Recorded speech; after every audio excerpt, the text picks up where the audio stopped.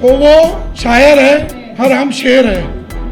वो शायर हम शेर है, उनकी शायरी के आगे हम जो शेर है वो शेर उनकी शायरी को खाया जाता है। और ये इन्होंने दिखाया कि हमारे 18 लोग ने उनको कैसे खाया है। और हमेशा जो बोलते हैं तो एक बात पर हमेशा बोलते हैं, आंखों में रहा दिल में उतर कर नहीं देखा, कश्ती के मुसाफिर ने समंदर नहीं देखा, यारों की मोहब्बत का यकीन कर लिया मैंने, फूलों में छुपा हुआ खंजर नहीं देखा। महबूब का घर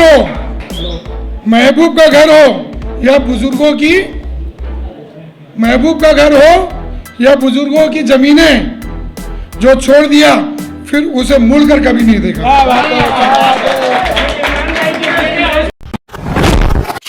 अगर अभी तक आपने द वॉइस को सब्सक्राइब नहीं किया है तो प्लीज़ अभी सब्सक्राइब करें।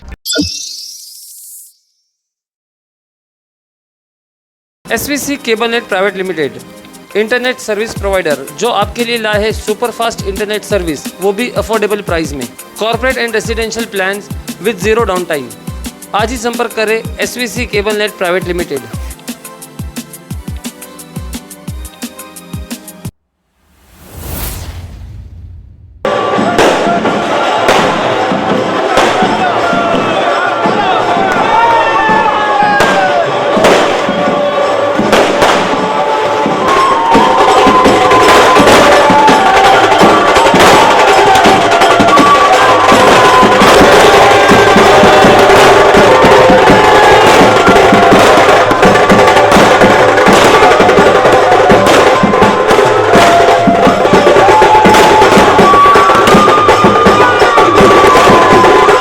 दोस्तों, भिवंडी से आ रही बड़ी खबर। भिवंडी की राजनीति में एक बार फिर हुई उथल पुथल। 2019 में भिवंडी कॉरपोरेशन के मेयर इलेक्शन में कांग्रेस के 18 नगर सेवकों ने पार्टी के विरुद्ध प्रतिभा विलास पाटिल को वोट देकर मेयर की कुर्सी पर बैठाया था। उन्हीं 18 नगर सेवकों के खिलाफ भिवंडी के पूर्व महापौर जावेद दलवी ने कोकन भवन में केस कर दिया था। हम आपको बता दें कि कोकन आयुक्त ने उन सभी 18 नगर सेवकों को क्लीन चिट दे दी है। सभी 18 नगर सेवकों को जिन्होंने पार्टी से बगावत की थी उन्हें क्लीन चिट मिल गई है। मैं सबसे पहले अल्लाह ताला का शुक्र अदा करता हूँ जो सच की जीत हुई है। और मैं इससे पहले कोकन भवन में जो गया था विटनेस की तरफ से, जो सच था मैंने वो गवाही दी थी और सच्चाई की जीत हुई है। सच्चाई की जीत हुई है और आज खुशी इसलिए हम लोग आज पूरे पार्टी के लोग मना रहे हैं कि 18 नगर सेवक जो डिस्क्वालीफाई से आज बचे हैं वो लोग राष्ट्रवादी पार्टी के अंदर हैं और राष्ट्रवादी पार्टी की ये सबसे बड़ी जीत है। ये 2022 का इलेक्शन में ये एक मैसेज जाता है कि आज 18 नगर सेवक की जीत से आने वाला वक्त इंशाल्लाह भिवंडी महानगर पालिका के अंदर राष्ट्रवादी पार्टी अपना महापौर बनाएगी। ये मैं आप लोगों को उम्मीद दिलाता हूँ। आज पूरे शहर के अंदर एक खुशी का माहौल बना हुआ है। वजह जो पिटिशनर थे उनके बारे में मैं इससे पहले मैंने प्रेस कॉन्फ्रेंस में रह के बता दिया था माजी महापौर के बारे में, और वो एपिसोड 1 था। आज खुशी का दिन है। मैं कुछ ज़्यादा ना बताते हुए बस इतना कहूँगा कि जो भी हमारे राष्ट्रवादी के लोग हैं, चाहे हाईकमांड हो, चाहे पार्टी के पदाधिकारी हो, कार्यकर्ता हो, सबकी दुआएं साथ में थी और वो जीत आज हमको हासिल हुई है। ये सबसे बड़ी जीत है। लेकिन अभी प्रभाग 4 का इरफान हदीस की अम्मी वहाँ पे चेयरमैन बनी थी। वहाँ पे जो माजी महापौर ने कहा था कि डिसीज़न आने के बाद मैं अपना स्टेटमेंट दूंगा। हम लोग उनके स्टेटमेंट का इंतज़ार कर रहे हैं और उनको करारा जवाब मिलेगा। इमरान भाई से पूछना चाहेंगे, इमरान भाई कैसा रहा ये जो 2 साल का जो आपका पीरियड था, जो आपके केस चल रहा था, जो एक लड़ाई कहेंगे, जो एक जंग कहेंगे, तो कैसी रही ये जंग? सबसे पहले मैं अल्लाह ताला का शुक्रिया अदा करूँगा कि हमेशा हमारे ऊपर अल्लाह का रहम और करम रहा, और होना भी चाहिए क्योंकि हम सच्चाई पे थे और सच्चाई की जीत भी है। एक ही बात कहूँगा तो एक ही वर्ड में मेरा जवाब है कि सत्यमेव जयते। सच्चाई की जीत भी है। जो लोग हम लोगों को हमारे 18 नगर सेवकों को लोग बोलते थे पार्टी छोड़कर भाग गए, पार्टी से गद्दारी की है, अलग अलग वर्ड बोलते थे। वो लोगों के मुंह पे आज करारा जवाब मिला है और आज सच्चाई की जीत भी है। अल्लाह का करोड़ करोड़ एहसान है कि आज वो सच्चाई की जीत में हम लोगों के 18 लोगों को आज यहाँ पर बहाल किया है।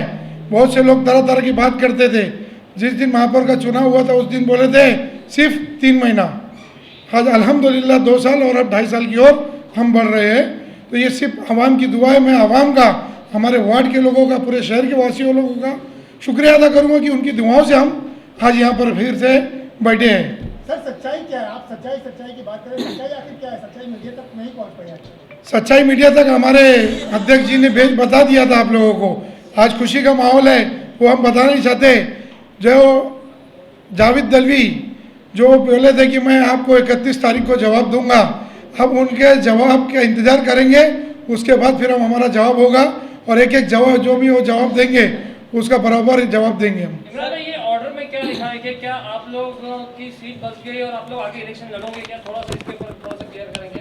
ऑर्डर पूरी कॉपी आज नहीं आई है, लेकिन फाइनल ऑर्डर की 2 लाइन के अंदर दिया है कि reference petition number 121 of 2019 filed by mister Javed Dalvi seeking disqualification of respondent number 1 to 18, मतलब 1 से 18 के बीच में जो लोग थे, जो जावेद दलवी ने हमारे खिलाफ पिटीशन फाइल किया था, वो पिटीशन को डिसमिस कर दिया है। डिसमिस कर दिया मतलब वो उनकी पिटीशन को एक्सेप्ट नहीं किया।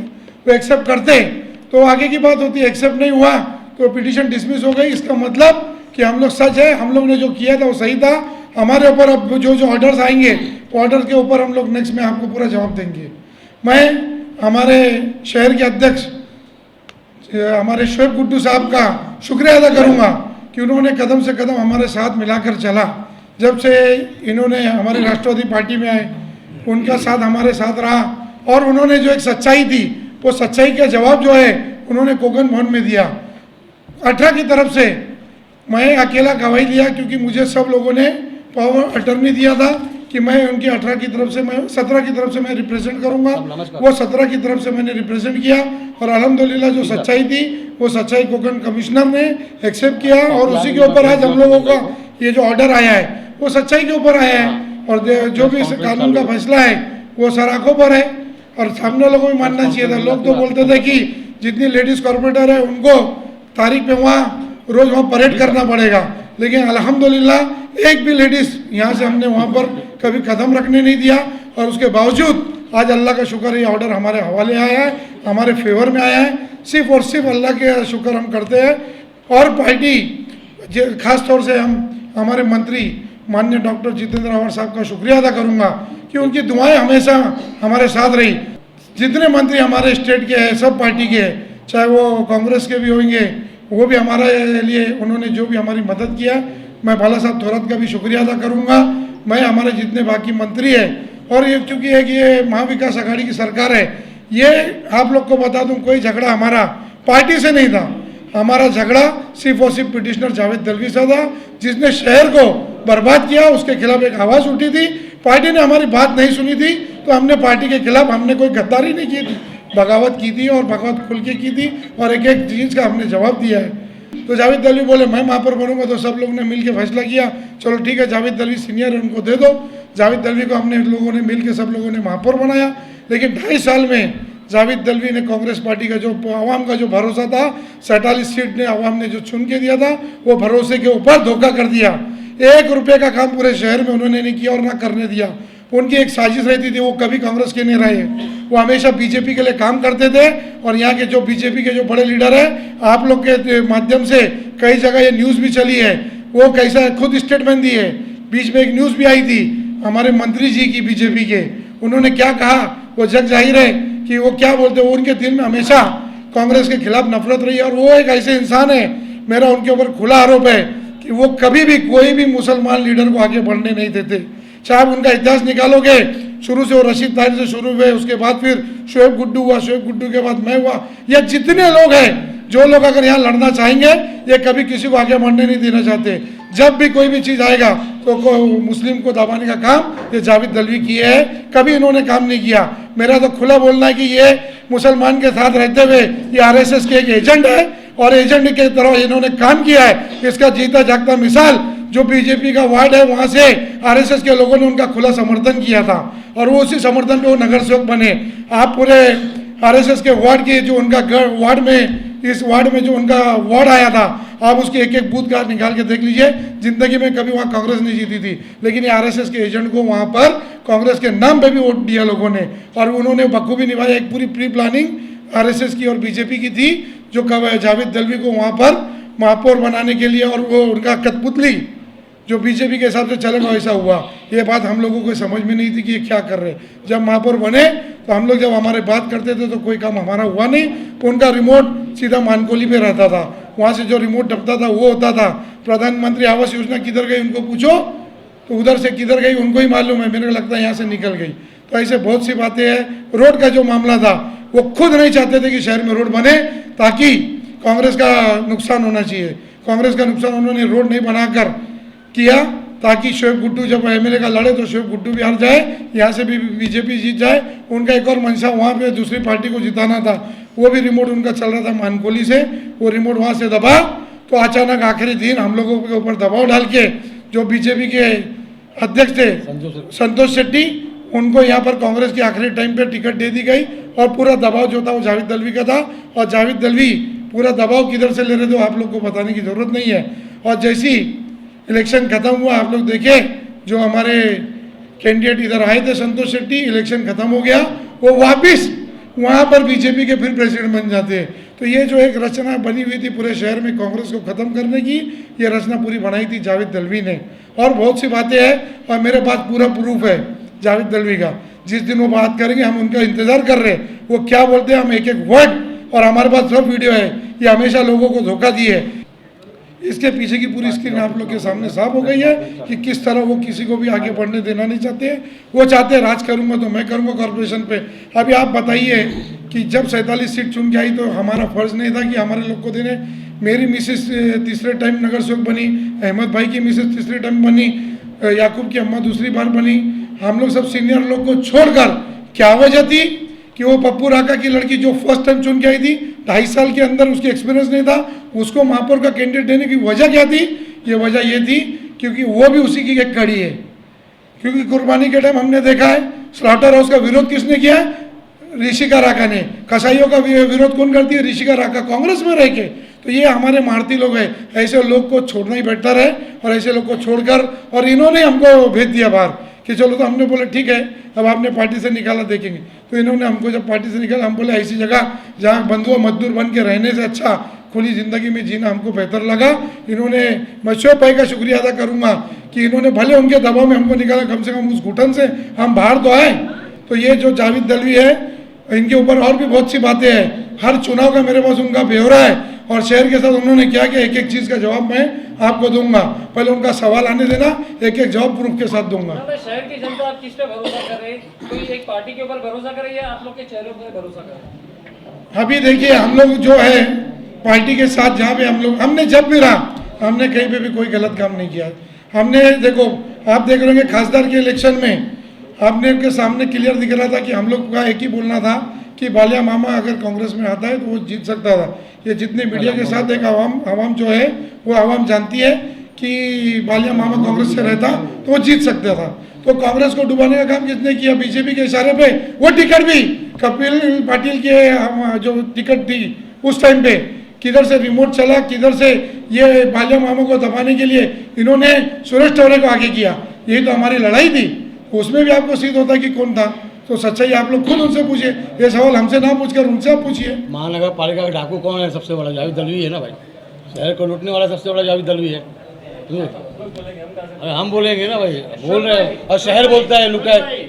18 नगर सेवकों के पक्ष में फैसला आया है, 29 नगर सेवकों का क्या होगा? 29 नगर सेवक कांग्रेस वाले सोचेंगे उनके बारे में, समझे? अब वो क्या करेंगे वो उनको सोचे। हम तो 18 नगर सेवक के बारे में सोचेंगे आगे उनको क्या करना है।